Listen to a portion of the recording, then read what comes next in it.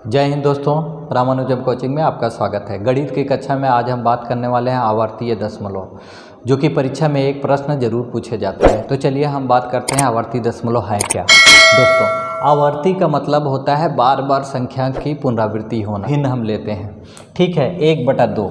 अगर 1 में 2 से दोस्तों भाग देते हैं तो वो आता है 0.5। दोस्तों, 1 में 2 से भाग देते हैं तो वो आता है 0.5। फिर 0.5 को अगर हमें P/Q के रूप में लिखना है दोस्तों, P/Q का मतलब फिर दोबारा अगर भिन्न में लिखना है तो हम फिर लिख सकते हैं। 1 लिखकर एक स्थान पे दशमलव के एक स्थान पे 0, यहाँ 5 एकम 5, 5 दूनी 10। देखिए 1/2 वापिस प्राप्त हो गया। दोस्तों, एक दूसरा उदाहरण लेते हैं हम। 1 में अगर 5 से भाग दिया जाए तो आता है 0.2। 0.2 फिर 0.2 को हम P/Q के रूप में हम लिख सकते हैं। 2 एकम 2, 2 पचे 10। देखिए दोस्तों 1/5 ये P/Q के रूप में हम लिख सकते हैं दोस्तों। लेकिन इसकी पुनरावृत्ति यहाँ नहीं हुई, यहीं जाके कट गया, तो ये आवर्तीय दशमलव नहीं कहलाएगा। एक दूसरा उदाहरण देखते हैं हम दोस्तों। मान लिया जाए 1 में 3 से भाग देते हैं, ठीक है। 1 में 3 से भाग देंगे तो 0.333 अनंत तक कभी नहीं कटने वाली संख्या होगी। यानी 0.33 अनंत तक हम करेंगे तो ये कभी ना कटने वाली संख्या होगी दोस्तों। तो ये बार बार इसकी संख्या की क्या हो रही है, पुनरावृत्ति हो रही है। इस तरह से पुनरावृत्ति हो रही है। तो यानी हम इसको इस तरह से भी लिख सकते हैं, 3 पे बार, या 0.3 पर एक बिंदु लगा देते हैं। जिस पर बार लगा हुआ है तो उस संख्या की क्या होगी दोस्तों, बार पुनरावृत्ति होगी। जिस पर बार लगा हुआ है तो उस संख्या की दोस्तों क्या होगी, बार पुनरावृत्ति होगी। इसी प्रकार से दोस्तों अगला 2/3।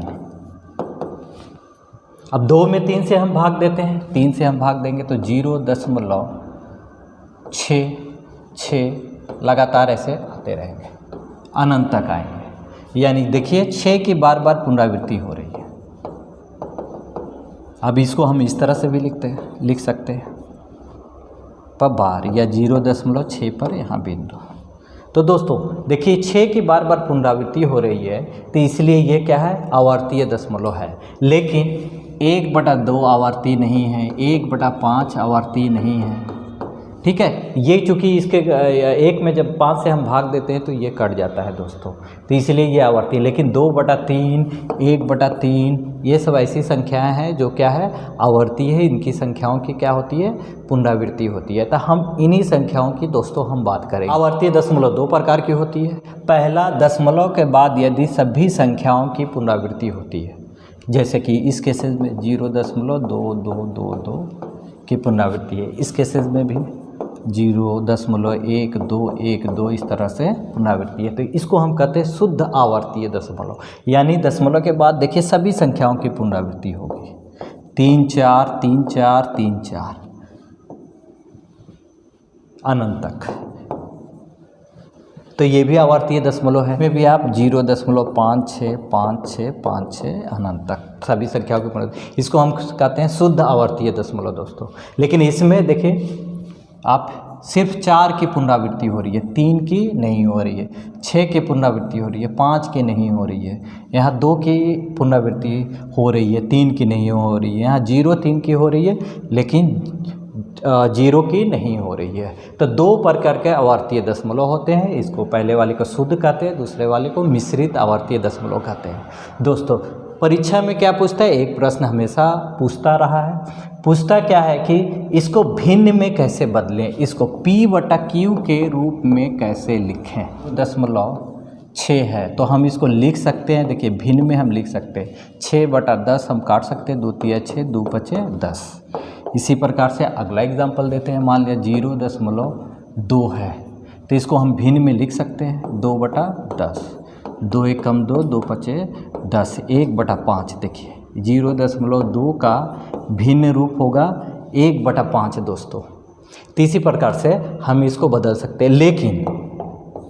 लेकिन अगर बार बार संख्याओं की पुनरावृत्ति इस तरह से हो रही है बार बार संख्याओं की इस तरह से पुनरावृत्ति हो रही है दोस्तों। तो कैसे इसको हम भिन्न में लिखें, P बटा Q में कैसे लिखें, यही क्वेश्चन पूछा जाता है परीक्षा में कि इसका भिन्नात्मक रूप क्या होगा। या तो ऐसे रहेगा, बार लगा रहेगा और इसको कहेगा P बटा Q के रूप में कैसे लिखेंगे दोस्तों। ठीक है, तो हम क्रम से हम बात करेंगे। सबसे पहली बात है, पहला बात करेंगे कि दशमलव के बाद सभी संख्याओं की पुनरावृत्ति है तो उसका आवर्तीय दशमलव भिन्न के रूप में कैसे लिखेंगे। ठीक है दोस्तों, तो चलिए दोस्तों अब हम बात करेंगे कि आवर्तीय दशमलव को P बटा Q में कैसे बदलते हैं दोस्तों। तो चलिए देखते हैं। देखिए, दशमलव के बाद एक अंक की पुनरावृत्ति होती है तो आपको कुछ करना नहीं है। आपको क्या करना है, 3 है, एक अंक की पुनरावृत्ति है, नीचे 1 9 लगा देना है दोस्तों। अब इसको काट लेना है, 3 एकम 3, 3 3 का 9, यानी क्या हो गया 1 बटा 3 दोस्तों। अब इसका देखिए एक अंक की पुनरावृत्ति हो रही है 6 पर, तो आप 6 लिखना है, एक नीचे सिर्फ 1 ठो 9 लगा देना है। अब देखिए यहाँ 3 से कट जाएगा, 3 दूना 6, 3 3 का 9, देखिए 2 बटा 3, ये P बटा Q के रूप में लिखा गया दोस्तों। बस इतना ही करना है आपको। अब जो 0.4 पर बार है तो आपको क्या लिखना है, 4 लिखना है, एक अंक की पुनरावृत्ति हो रही तो एक अंक लगा देना है। अगर कट रहा है तो काट देते, नहीं तो यही आपका उत्तर होगा दोस्तों, 4/9। ठीक है, तो चलिए आगे हम देखते हैं। अब देखिए यहाँ 2 अंक की पुनरावृत्ति हो रही है तो आपको क्या करना है, 12 लिखना है, 2 अंक की पुनरावृत्ति है तो 2 9 लगा देना है दोस्तों। ठीक है, 2 9, कट रहा है तो काट देते हैं। देखिए 3 से कट रहा है, 3 चौके 12 और 3 3 का 9, 3 3 का 9, यानी 4/33। इसका P बटा Q रूप कितना होगा, P बटा Q रूप होगा 4/33। अब देखते हैं इसको अगर निकालना है, देखिए 2 अंक की पुनरावृत्ति हो रही है तो कितना 9 लगाएंगे, 2 9 लगा देंगे। देखिए कट रहा है, 3 एकम 3, 3 3 का 9, 3 3 का 9, 1/33। इसका P बटा Q हो गया। इसी प्रकार से दोस्तों देखिए इसका आपको लिखना है 3 4 कितने 9, 2 9 लगा देंगे, यानी इसका P बटा Q रूप होगा 34/99 दोस्तों। चलिए अब आगे देखते हैं।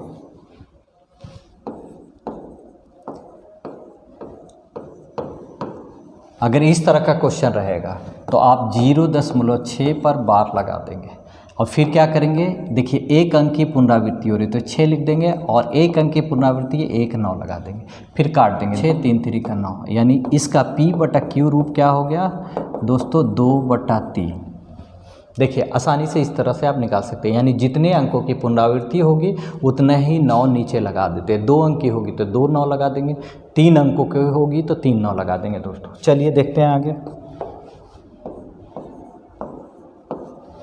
यहाँ देखिए दोस्तों तीनों अंक पर पुनरावृत्ति हो रहा है तो आप क्या करेंगे, कितने 9 लगा देंगे, 3 9 लगा देंगे। देख लीजिए ये P बटा इसका P बटा Q रूप लिखा गया। ठीक है, अगला देखते हैं, एक और उदाहरण हम देख लेते हैं। यहाँ दोस्तों देखिए 432 पर पूरे 3 अंकों पर बार लगा हुआ था, 432 लिख दीजिए और 3 9 नीचे लगा दीजिए दोस्तों। देख लीजिए अगर कटता है तो काट देते हैं, तो ये इसका P बटा Q रूप है। देखिए बदल गया। अब थोड़ा अलग तरह का प्रश्न हम देखते हैं। 1.12 पे बार है तो आप 1 लिख देंगे और 12 लिख देंगे और 2 अंकों की पुनरावृत्ति होती है तो यहाँ 2 9 दोस्तों लगा देंगे। अगर ये कट रहा है आपस में तो काट सकते हैं। देखिए 3 से कट रहा है, 3 चौको 12 और 3 3 का 9, 3 3 का 9, यानी 1 सही 4/33 इसका P बटा Q रूप हो गया।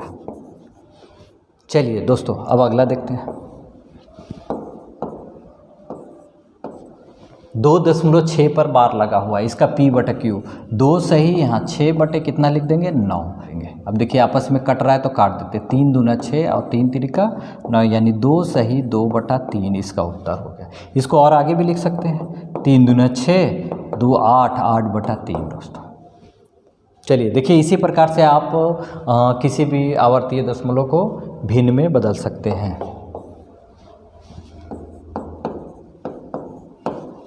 अब इसको ऐसे लिख सकते हैं, 5 सही 12 बटे कितने 9, 2 9 लिख सकते हैं। देखिए 3 से कट जाएगा, 3 चौको 12 और यहाँ देखिए 3 3 का 9, 3 यानी 5 सही 4/33। देखिए इसका P बटा Q रूप हो गया।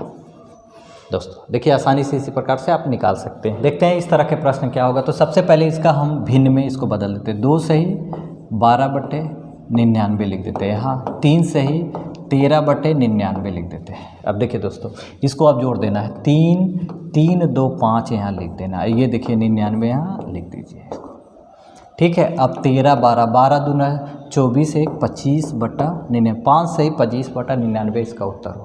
देखिए आसानी से इस तरह से प्रश्नों को ऐसे ही बनाया जाता है, ठीक है।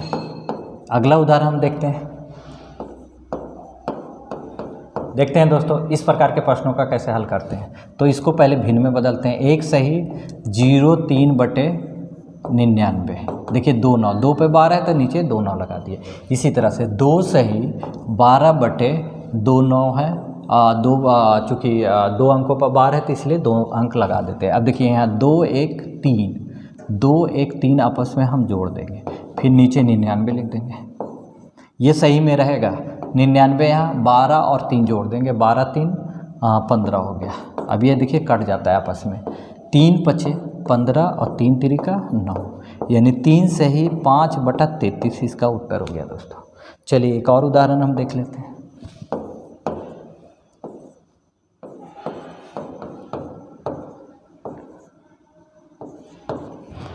ठीक है दोस्तों, तो सबसे पहले इसको भिन्न में हम बदलते हैं। 2 सही 06/29, चूँकि 2 अंक पे पुनरावृत्ति हुई है तो 0 को भी शामिल लिखते हैं, ये भी अंक है तो 6/99 प्लस 1 सही 03/99। देख लीजिए 2 1 3 यहाँ लिख देंगे, यहाँ नीचे में 99 दोस्तों, और फिर आपस में जोड़ देंगे 6 7 8 9। देखिए 9 से कट गया, 9 1 कम 11 9 99, यानी कितना हो गया 3 सही 1/11। इसका 3 सही इसका उत्तर है, 3 सही 1/11 दोस्तों। इस प्रकार से आप आवर्तीय दशमलव के प्रश्न बना सकते हैं। यानी आपको सिंपल से याद रखना है, जितने अंकों पर बार रहेगा उतना 9 नीचे लगा देना है, और बाकी का काम आप जानते हैं दोस्तों। चलिए फिर आगे देखते हैं। मिश्रित आवर्तीय दशमलव के बाद सभी संख्याओं की पुनरावृत्ति नहीं होती है तो उसे हम मिश्रित आवर्तीय दशमलव कहते हैं। जैसे कि देख लीजिए यहाँ दशमलव के बाद 5 पे बार लगा हुआ है लेकिन 1 पर नहीं लगा हुआ है, यानी 1 अंक पे लगा हुआ है लेकिन 1 अंक पे नहीं लगा हुआ, इसलिए ये क्या है मिश्रित आवर्तीय दशमलव। यहाँ देख लीजिए दोस्तों दशमलव के बाद 3 4 पे बार लगा हुआ है, 3 पे नहीं, यानी 4 की बार बार पुनरावृत्ति हो रही है। 3 4 4 इस तरह की पुनरावृत्ति हो रही है दोस्तों। यहाँ भी देख लीजिए सिर्फ 4 पे बार लगा हुआ है, यहाँ भी देख लीजिए। तो इस प्रकार के जितने भी हैं प्रश्न हैं ये इसको हम मिश्रित आवर्तीय दशमलव से बनाते हैं। जैसे कि दोस्तों इस तरह से 2 अंक पे बार लगा है, इस पर नहीं लगा हुआ है, तो इसको हम मिश्रित आवर्तीय दशमलव कहते हैं। तो चलिए इसको हम कैसे P/Q में बदलते हैं, तो चलिए हम देखते हैं।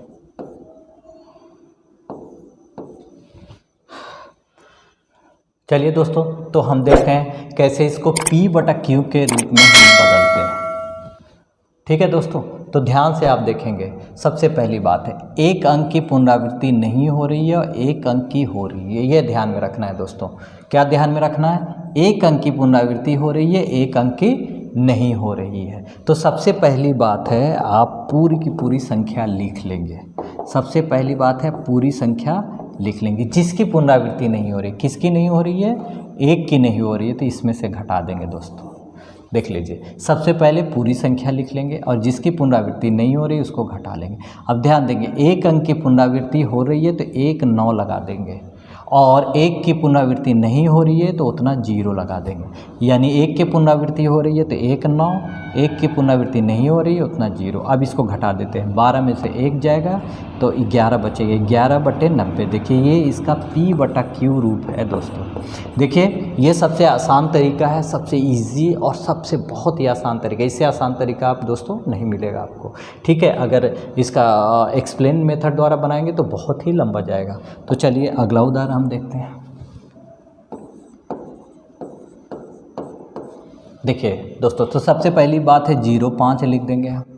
ठीक है, देखिए इसकी पुनरावृत्ति हो रही है, इसकी नहीं हो रही है, तो जिसकी पुनरावृत्ति नहीं हो रही है उसको हम घटा देते हैं। और 1 अंक की पुनरावृत्ति हो रही है तो 1 9 लिखेंगे, 1 अंक की नहीं हो रही है तो उतना 0। 5 में से 0 जाएगा तो बचेगा 5, 5/90। अगर काटते हैं तो काट सकते हैं। ठीक है, तो 5 एकम 5, 18 पचे 90, तो 1/18 इसका P बटा Q रूप होगा 1/18 दोस्तों। चलिए अगला उदाहरण हम देखते हैं।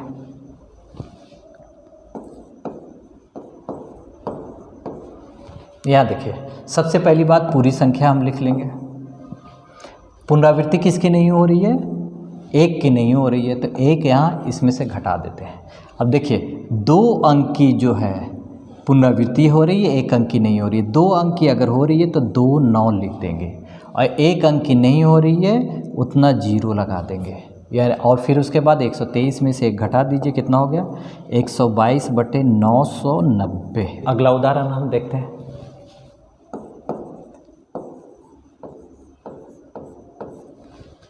देखिए दोस्तों, अगर दशमलव के बाद कोई भी संख्या रहेगी तो वो पूर्णांक में हो जाएगा। तो सबसे पहली बात है 345 पूरी संख्या हम लिख लेंगे, फिर उसमें से हम घटा देंगे 34 जिसकी पुनरावृत्ति नहीं हो रही है। फिर उसके बाद देखिए 1 अंक की पुनरावृत्ति हो रही है, 1 9 लगा देंगे। 2 अंक की पुनरावृत्ति नहीं हो रही है तो 2 शून्य यहाँ दोस्तों हम लगा देते हैं। उसके बाद देखिए 1 सही 345 में से 34 घटा दीजिए। 5 में से 4 जाएगा 1, 4 में से 3 जाएगा 1, और यहाँ 3, और कितना हो जाएगा नीचे 900 दोस्तों। यानी 1 सही 311/900, 1 सही 311/900 इसका उत्तर हो गया दोस्तों। देखिए बहुत ही आसानी से हम निकाल सकते हैं। चलिए एक और उदाहरण ले। चलिए दोस्तों अगला उदाहरण हम लेते हैं। तो सबसे पहले 2 लिख लेंगे पूरा, फिर उसके बाद जो संख्या होगा, और इन 2 जीरो की पुनरावृत्ति नहीं हो रही थी, इसमें हम 2 शून्य लगा देते हैं दोस्तों। अब देखिए 1 अंक की पुनरावृत्ति हो रही तो 1 9, 2 अंक की पुनरावृत्ति नहीं हो रही है तो 2 शून्य। अब लिख सकते हैं 2 सही, इसमें से 3 में से 0 घटाएंगे तो 3 बचेगा, यहाँ 900। अब काट सकते हैं, 3 3 9। देखिए यहाँ 2 सही 1/300। देखिए आसानी से भिन्न में हम बदल सकते हैं इसको। चलिए अगला उदाहरण देखते हैं दोस्तों। 4.321 पर देखिए 2 पर 2 अंकों पर बार लगाए, 1 अंक पे नहीं लगाया। तो सबसे पहले यहाँ ये जो 4 होगा 4 सही में हो जाएगा, 4 सही। फिर उसके बाद 321 पूरा हम लिख देंगे, ये पूरी की पूरी संख्या 321 हम लिख देंगे। इसमें किसको घटाएंगे? जिसकी पुनरावृत्ति नहीं हो रही है, यानी किसकी नहीं हो रही है? 3 की नहीं हो रही है दोस्तों। यहाँ 3 को घटा देंगे, जिसकी पुनरावृत्ति नहीं होगी उसमें घटा देंगे। अब देखिए 2 अंक की पुनरावृत्ति हो रही है तो 2 9 लगा देते हैं, यानी जितने अंक की पुनरावृत्ति होती है उतना 9 लगाते हैं। और कितने अंक की पुनरावृत्ति नहीं हो रही? 1 अंक की, तो 1 शून्य लगा देते हैं। बस हो गया दोस्तों। देखिए 321 में से 3 घटा देंगे तो बचेगा 318 और 990। अगर इन दोनों के बीच में कट रहा है तो दोस्तों काट लेते हैं, ठीक है। अगला उदाहरण देखते हैं।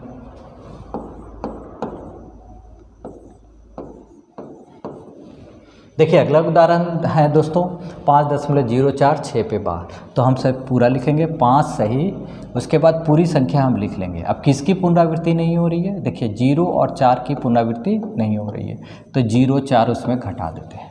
देखिए 1 अंक की पुनरावृत्ति हो रही तो 1 9 लगा देते हैं। 2 अंक की पुनरावृत्ति नहीं हो रही है तो 2 शून्य हम लगा देते हैं। तो अब 5 सही, अब 46 में से 4 जाएगा तो बचेगा 42/900 दोस्तों। देखिए ये मिश्रित आवर्ती है, जब दशमलव के बाद सभी अंकों की पुनरावृत्ति नहीं होगी तो आपको इस प्रकार से भिन्न में बदलना होगा। अगर सभी अंकों की पुनरावृत्ति होगी तो वो और आसानी से बन जाता है दोस्तों। तो चलिए और भी उदाहरण हम देखते हैं लेंगे। अब पूरी अंक उतार देंगे और उसमें जिसकी पुनरावृत्ति नहीं हो रही है उसको क्या करेंगे? घटा देंगे दोस्तों। फिर उसके बाद 1 अंक की पुनरावृत्ति हो रही है तो 1 9, और 2 अंक की पुनरावृत्ति नहीं हो रही है तो 2, देखिए 2 शून्य। जितने अंक की पुनरावृत्ति हो रही है उतना 9, जितने अंकों की पुनरावृत्ति नहीं हो रही है उतना शून्य, यानी 4 सही 43 में से 4 जाएगा तो बचेगा आपका 39/900, ठीक है दोस्तों। चलिए इसी प्रकार से आगे भी देखते हैं।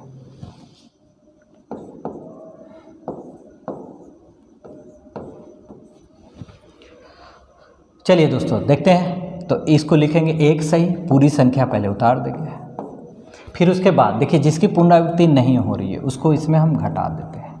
फिर बटे, देखिए 2 अंक की पुनरावृत्ति हो रही है तो यहाँ 2 9, और जिसकी पुनरावृत्ति नहीं हो रही है, 1 अंक की नहीं हो रही है तो वो उतना 0 लगा दें। अब 1 सही, 235 में से 2 घटाएंगे तो बचेगा 233/990। देखिए दोस्तों, आसानी से एक सही 233/990 निकल गया। तो इस प्रकार का मिश्रित यानी दो प्रकार के आवर्तीय दशमलव होता है दोस्तों। जो है सो पहला है शुद्ध आवर्तीय दशमलव, जो कि सभी संख्याओं की पुनरावृत्ति होती है, आप आसानी से निकाल सकते हैं। इसी प्रकार से मिश्रित आवर्तीय दशमलव को निकाल सकते हैं। ओके, जय हिंद दोस्तों।